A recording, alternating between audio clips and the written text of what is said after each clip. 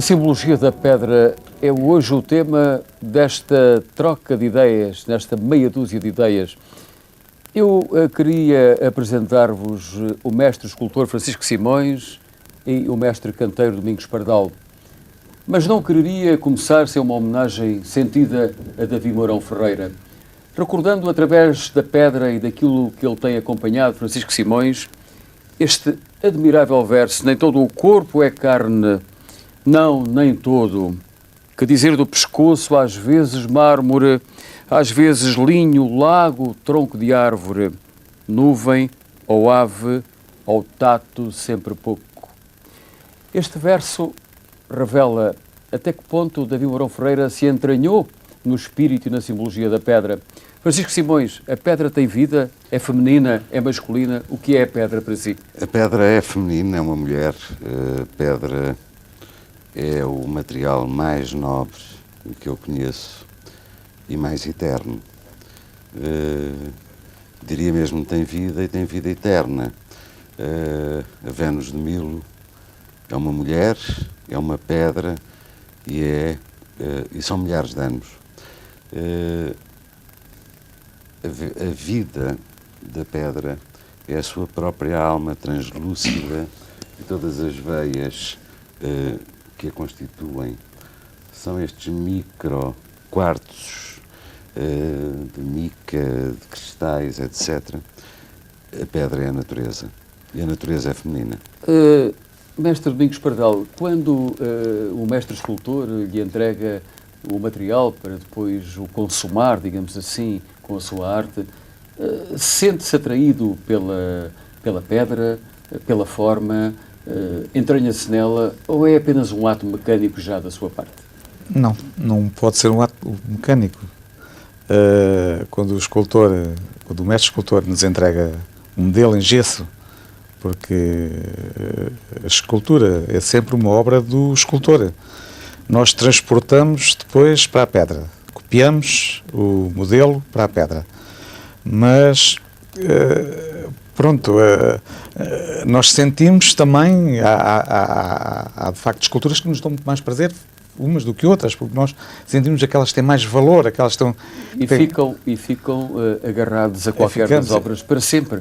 Quando algumas reproduzidas, etc. Algumas temos que as visitar de vez em quando para uma satisfação pessoal. Olha, há uma escultura que o meu pai fez, portanto, quase há 50 anos, que era uma obra do escultor Leopoldo Almeida, que está na Avenida da Liberdade, que é o António Vicente Castilho. Fez outras, mas especialmente essa, eu vou vê-la muita vez. E não me canso de ver. Também está ligado a uma obra que foi de uma família de canteiros, como o senhor seu pai e o senhor seu avô. Eu agora gostaria, se não se importasse, para continuar o programa, de fazer uma incursão à oficina de mestre Francisco Simões. Esculturas que hão de fazer viajar para muitos mundos o mármore português na sensualidade das formas. A mulher musa, independente dos sentidos. E a eternidade. Bom, eu não sei o que dizer como se consegue de um bloco de pedra extrair uma figura humana e sobretudo uma figura feminina que eu penso, tal como Santayana disse que Deus criou o mundo para que fosse escrita a 9ª Sinfonia de Beethoven, eu acho que Deus criou o mundo para que fosse criada a mulher. E não há dúvida que esta representação feminina que mestre Francisco Simões e o canteiro Domingos Pardal nos trazem, realmente significam isso mesmo. Mas eu gostaria de saber qual é a relação entre os dois. Quando a obra de arte nasce e é criada, sonhada, criada, o que é que se estabelece entre os dois mestres? O diálogo que nós temos para a execução da obra é a escolha da matéria-prima. Porque a obra, quando chega ao meu atelier, está moldada em gesso. O escultor já teve muito trabalho com ela no barro. Depois fez em gesso e nós depois transportamos para a pedra, copiamos, não é? Mas há sempre uma troca de opiniões com o mestre Francisco Simões na escolha da matéria-prima mais adequada para aquela escultura. Eu tenho uma palavra a dizer e de grande agradecimento ao mestre Francisco Simões num aspecto. é que o mestre Francisco Simões dá-nos importância. A importância é que nós também, uma vez também somos colaboradores dele, é no aspecto da escolha da matéria-prima. Porque eu lembro perfeitamente que antigamente, os escultores antigos, não nos ouviam. E às vezes íamos fazer uma escultura numa pedra que nós sabíamos que não era mais adequada, porque a gente vive a pedra, porque nós, desde pequeninos que estamos a trabalhá-la e sabemos muitas vezes qual é a pedra mais indicada para fazer uma determinada escultura. E o mestre está de acordo com o que diz, o mestre Domingos Pardal.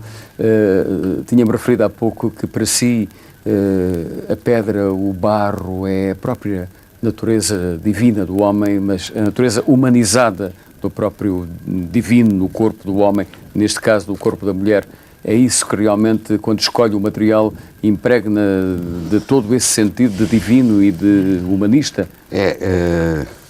Há aqui uma relação que o Domingos falou.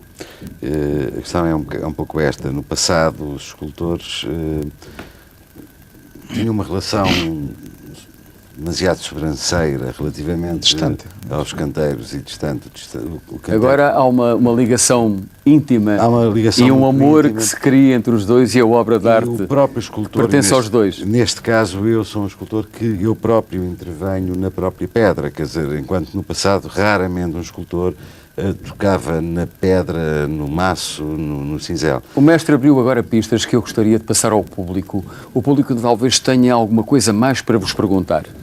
Boa tarde. O que sente e como reage ao desbastar a pedra? A relação do escultor com a pedra é uma relação de profunda emoção, é um ato de amor. Na medida em que Miguel Ângelo dizia uma vez esta coisa lindíssima: o barro é a vida, o gesso é a morte e a pedra é a ressurreição. Um ato de vida ou um ato de ressurreição é sempre um ato de amor. Um ato de nascer é um ato de amor. Nada nasce sem amor. E, de facto, aquilo que se sente na relação com a pedra é uma relação de combate, mas de um combate de amor. Quer dizer, uma relação de um homem e de uma mulher que façam amor é também um combate de energias, de sensações, de emoções. E é um pouco isso que me ocorre como comparação da relação neste trabalho, que tem algo, como dizia o Rui Romano, de divino. Transformar uma pedra bruta numa pedra química, alquímica, transformada em pedra polida, é um ato do além, de algo que nos transcende. Digamos que é uma demiurgia, portanto é trazer realmente, dar o sopro de vida realmente a algo que já tem vida. É isso que eu queria perguntar ao mestre Domingos Pardal. A pedra parece algo de inerte, no entanto nós sabemos que a pedra faz parte de toda a mitologia do homem. A pedra foi sempre instituída como algo que foi venerada por todas as religiões, todas as culturas. Eu gostaria realmente de, antes de que me responda a essa pergunta, de ver o seu ateliê. Vamos vê-lo. Ok.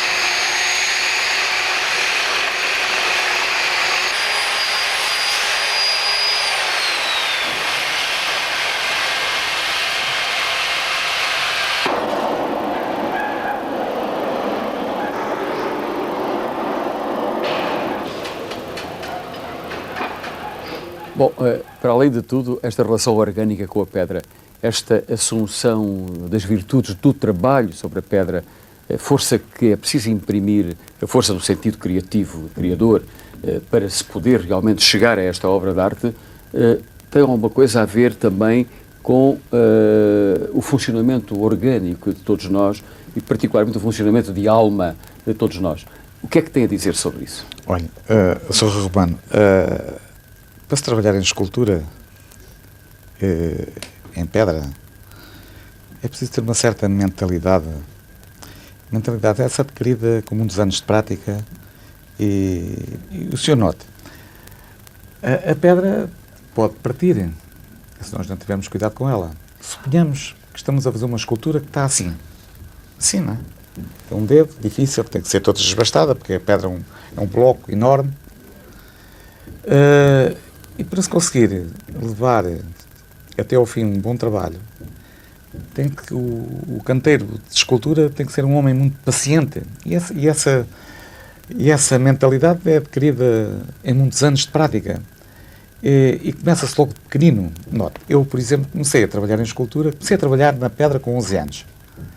Ou seja, fiz a escola primária, 4ª classe, pronto, e depois comecei a trabalhar. Foi aquilo que meu pai fez, meu avô, meu bisavô, etc. E tive a sorte, na realidade tive a sorte, de começar logo a trabalhar em escultura. Olha, comecei a trabalhar, isto é só para exemplificar, portanto, quer dizer, a minha mente foi preparada. A forma como foi elaborada. Pois, a minha mente foi elaborada logo para trabalhar em escultura. Exato. Porque quando se chega à escultura já com 40 anos, às vezes quer-se fazer uma peça em 20 dias, quando ela, na realidade, devia levar 30 ou 40. E às vezes a obra pode não sair muito bem. Muito bem. Eu tenho que lhe agradecer a si e ao mestre esta primeira parte, que nos revelou algo de espantoso do tratamento da pedra e, sobretudo, na forma como a pedra nos dá esta configuração, a configuração física e as configurações culturais, sim, aquelas que de facto são as mais importantes.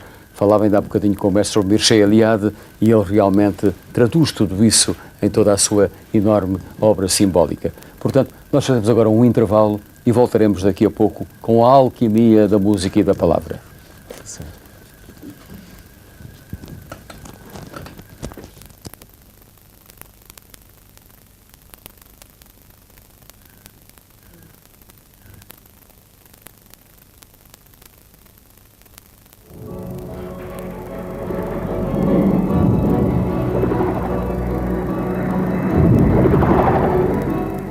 Segunda parte da meia dúzia de ideias, eu recordo-me aqui da Pedra das Pirâmides, a Pedra da Grande Muralha, a Pedra do Convento de Mafra, a Pedra Filosofal.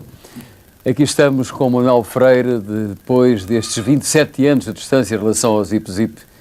Essa grande pedrada no charco que foi o poema de Rómulo de Carvalho, António Gedeão, a Pedra Filosofal, tão magistralmente interpretada. Teremos a oportunidade de voltar a esta alquimia da palavra e da música. Eu gostaria, Manuel, que me falasse desta escultura de Francisco Simões e que trocassem os dois uma pequena impressão antes de passarmos ao metro do Campo Pequeno, onde tão bem representado está a mestre Francisco Simões. Pois, a escultura para mim é um bocado misterioso, como aliás é qualquer forma de arte em que as mãos funcionam a nível criativo, o desenho, a pintura, porque eu sou um completo zero para isso, mas é que fascino-me pelas pessoas que têm esta capacidade de transformar as coisas, não é? Mas lembro-me de uma coisa que pode estabelecer uma relação entre a escultura propriamente dita e a pedra filosofal, o poema. Houve quem dissesse que a pedra já contém a figura que se vai tirar de lá. O que é preciso é saber o que está a mais. Saber tirar apenas o que está a mais. Ou seja, tudo depende de nós. Eu penso que o poema diz uma coisa semelhante. Tudo existe.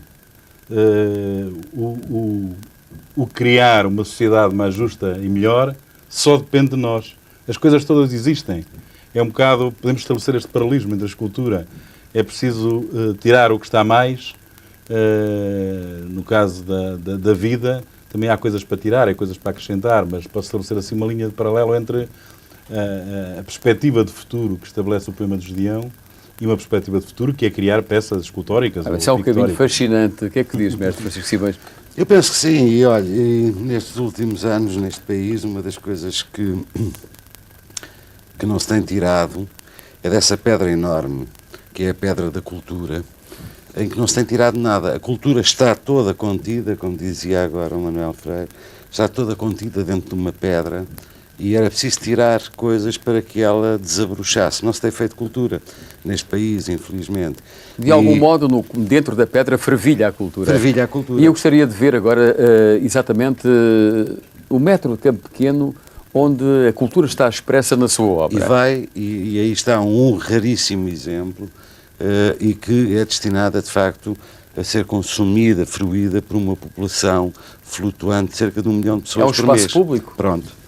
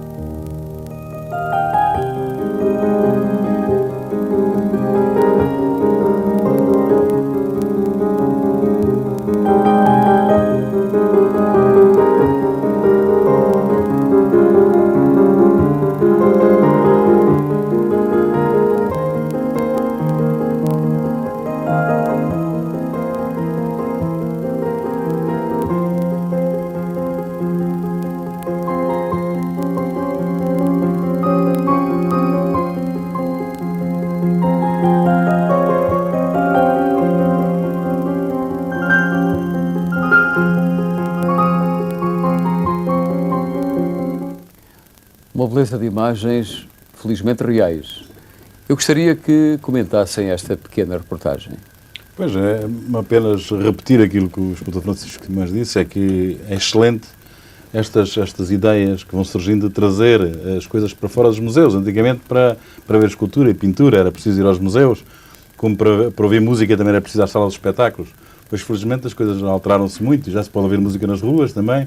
Eu falo isto porque eu aprecio imenso os músicos de rua.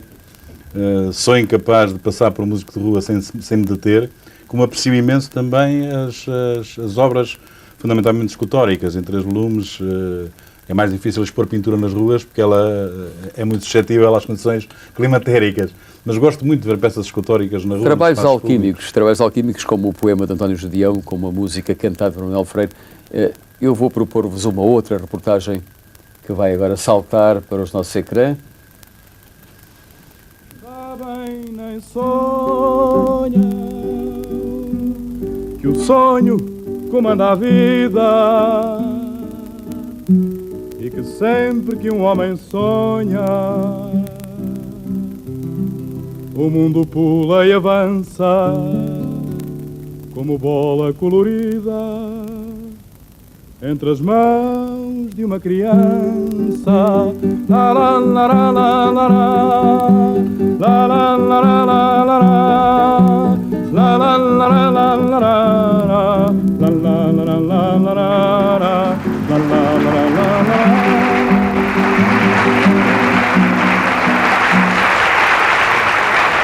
Para além dos anos, que diferença entre este Manuel Freire do Zip Zip e aquele que está à minha frente? Para além das diferenças físicas, que são notórias, penso que em termos de ideais e de inquietações não há grandes diferenças. Penso que continuo a acreditar em muitas coisas em que acreditava há 27 anos, se calhar algumas de uma forma um tanto ou quanto utópica, mas eu gosto de me sentir assim um bocado utópico e imaginar coisas que às vezes outras pessoas pensam que são inatingíveis. São os anos de peregrinação, como diria Goethe, nos anos de peregrinação de Wilhelm Meister, portanto são os anos de aprendizagem.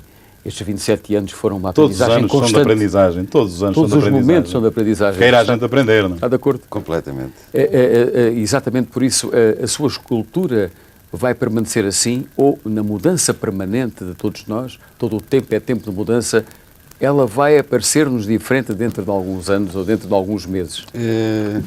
O meu percurso de escultor tem exatamente estes 27 anos, coincidência, que distanciam o Manuel Freire daquelas imagens do Zip Zip, que eu recordo muito bem, e toda a gente recorda muito bem. E eles não. O Zip dessa altura.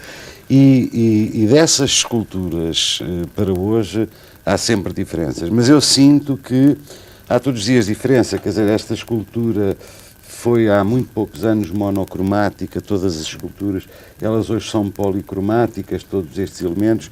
Naquele outro exemplo que se viu na reportagem do Metropolitano, aquelas mulheres têm cores que correspondem às vestes, aos cabelos, às frutas, a todos os elementos que compõem, e tudo isso é produto de uma evolução. Houve, portanto, evolução e penso que vai mudança. continuar a haver. Bom, há algo que, mesmo no conteúdo do poema de Gedeão, nós encontramos constantemente de revitalizante para a nossa própria maneira de ver o mundo e os nossos saltos que realmente nos obrigam a criar a ideia de que nada está parado. Mas deixe-me dizer uma coisa, o poema do Gedeão é curioso, as palavras sendo rigorosamente as mesmas. Eu lembro-me que ao longo dos anos que conheço este poema, esta música, o conteúdo, sem que as palavras tenham alterado, o meu conteúdo mental, ao receber a informação daquela mensagem, tem-se alterado. Aquele poema não está parado no tempo, ele continua a estar sempre Vamos em pedir mutação. ao Manuel Freire que reviva em tempo atual, em tempo agora, o que foi esse tempo dos idos de 1969. Literalmente. Manuel Freire vai, portanto, cantar para nós o mesmo poema de António Gedeão, mas os conteúdos todos nós os saberemos, como disse Francisco Simões, à nossa própria maneira, mais enriquecida, com mais anos em cima, com mais aprendizagem. Manuel?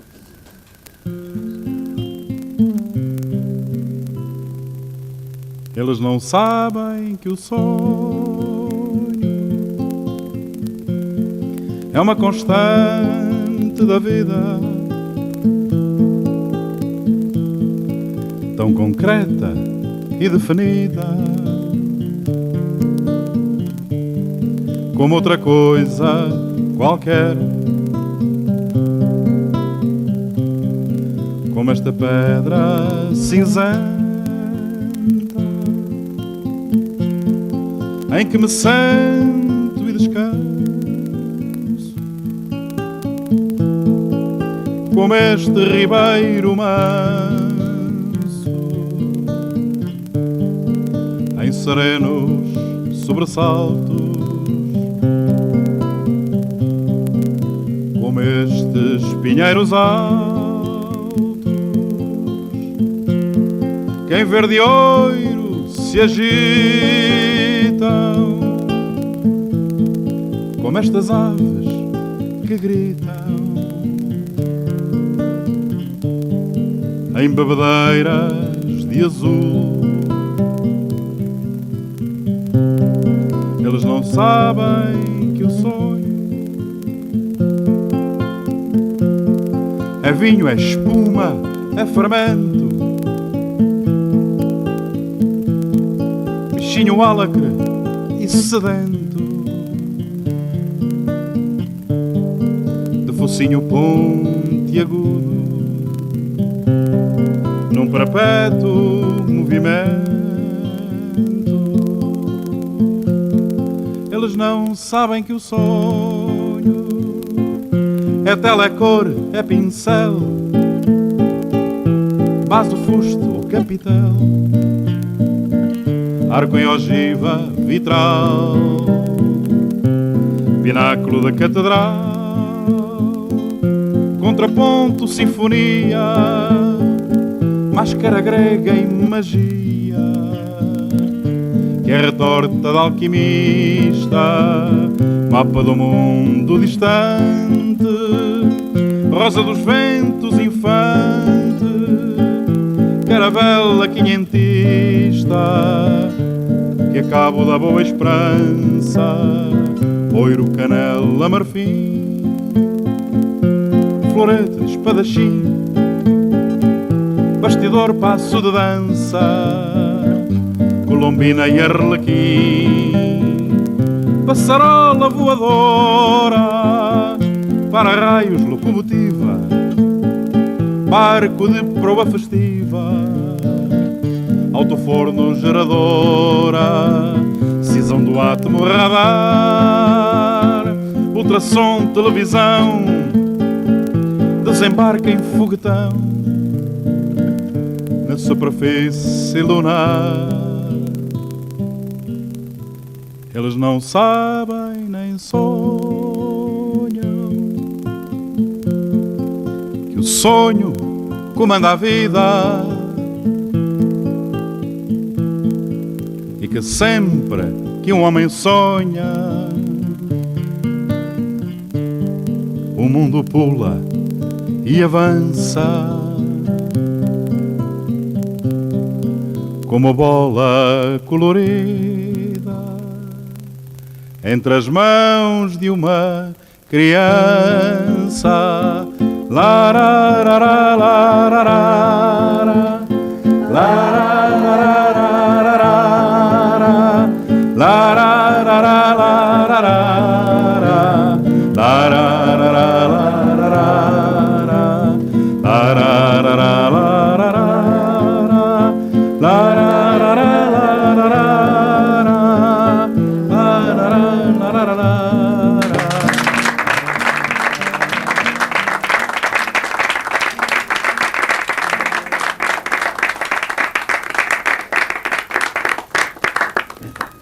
Eu posso compreender que neste gap das gerações, que nem todos tenham acompanhado como nós, com esta emoção, Francisco Simões, eu próprio e muitas das pessoas que aqui estão, esta nova e maravilhosa interpretação do Manuel Freire.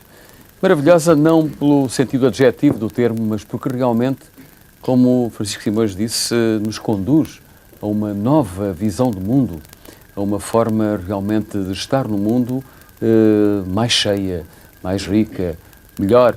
E eu penso que o público tem uma pergunta para fazer ao Manuel Freire nesse sentido. E gostaria exatamente que alguém do público a fizesse. Boa tarde. Acha que a pedra filosofal marcou uma geração? Isso é um bocado complicado, porque é capaz de ser um bocado pretenciosismo da minha parte se admitisse que isso é verdade, não é? E é um bocado difícil saber o que é que marca as gerações. A mim marcou-me. Agora, dizer que marcou uma geração é um bocado complicado para mim dizer isso. A mim marcou muito porque, enfim, fiz muitos amigos com esta cantiga, abri de certa maneira um percurso que depois fui enchendo com outros poetas e com outras canções. Ela nasceu numa altura que as pessoas da minha geração lembram bem, porque era uma altura difícil. Portanto, nesse aspecto foi, digamos assim, uma janelinha que se abriu, até em termos de televisão, porque surgiu num programa que na altura era realmente uma janela aberta na comunicação, mas não sei realmente se marcou uma geração. Tenho muitas pessoas que me dizem que sim, mas não chega para eu dizer que marcou uma geração. Eu não sei, teria que se fazer uma escutação à geração. Eu não sei se é a opinião, para além do público, também de Francisco Simões, eu acho que sim, que marcou uma geração. Foi o grande impulso para o corte de 1974. Aliás, Sou aí. Eu não diria propriamente esta canção em si. Exato, ela é marcante. O poema é de facto uma mensagem. Ela vem integrada num movimento. E a mensagem é muito importante, tudo isso, o período em que isto é cantado, mas sobretudo o que marca uma geração e de que maneira. E marca muito profundamente é a presença de uma tríade notável de baladeiros, que é o Manuel Freire, é o Zeca Afonso e é o Adriano Correia de Oliveira. E são as mensagens destas baladas, entre as quais esta é uma, que são efetivamente marcantes na nossa geração, que éramos exatamente os jovens, então, como estes que aqui estão. E que despertam o movimento que haveria de dar, de facto, uma nova feição a Portugal. E é pena que hoje não haja novos impulsos que sejam marcantes desta geração. É muito provável que comecem a aparecer. Esta pimbalhada que anda toda para aí, de facto, é uma coisa antiestética, não é? E sem conteúdo. E é neste aspecto e nesta comparação que nós nos podemos que rever. É importante dizer que marca uma geração. Muito obrigado. Eu quero agradecer exatamente a mestre Francisco Simões, ao Manuel Freire, também a mestre Domingos Pardal, o terem estado nesta meia dúzia de ideias, e ao público também, que tão bem participou, e sobretudo fazer ver que esta obra que está aqui à nossa frente é algo que de facto nos dá esse impulso novo para continuar, a partir de agora, preparando de facto aquilo que vai surgir de completamente novo, que é o século XXI. Pois, meia dúzia de ideias termina aqui, voltaremos em breve. Obrigado.